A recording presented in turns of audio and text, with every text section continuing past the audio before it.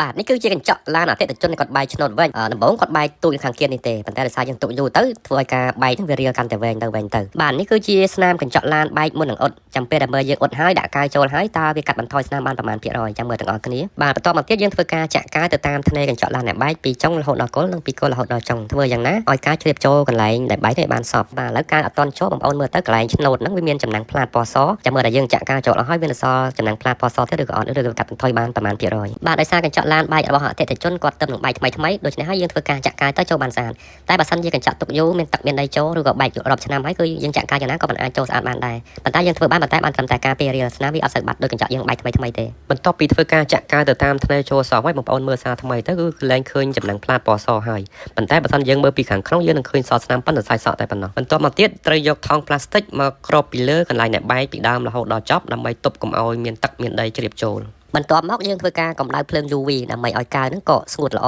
ដើម្បីឲ្យវាខំជាប់នៅកន្លែងអ្នកបែកដើម្បីការពារកុំឲ្យវារាលតទៅមុខទៀតបន្ទាប់ពីកៅស្ងួតហើយយើងត្រូវការបកថង់ប្លាស្ទិកចេញមកវិញរួចយកកាំបិតកោសកៅចេញមកវិញគឺរួចរាល់អូខេឥឡូវយើងធ្វើហើយបាទនេះយើងថតតាមទូរស័ព្ទយើងមើលទៅសឹងតែមិនឃើញបាទប៉ុន្តែបើសិនយើងមើលពីខាងក្នុងយើងនឹងឃើញដល់ស្នាមធ្នេរប៉ុន្តែសាយសក់យ៉ារូបទូចយើងមើលទៅអត់ទាន់ធ្វើបងប្អូនមើលទៅវាមានចំណាំងផ្លាតពណ៌សអញ្ចឹងពេលយើងជិះយប់ទៅមានពលឺចាំងវាឃើញចំណាំងផ្លាតចេញតាមធ្នេរហ្នឹងតែបើយើងចាក់កៅចូលទៅវាបាត់ដល់ចំណាំងផ្លាតប៉ុន្តែវានៅសល់ស្នាមនិងសាយសក់ពេលយើងជិះយប់ទៅយើងពលឺបាយមកវាអត់ចាំងតាមធ្នេរហ្នឹងទៀតទេ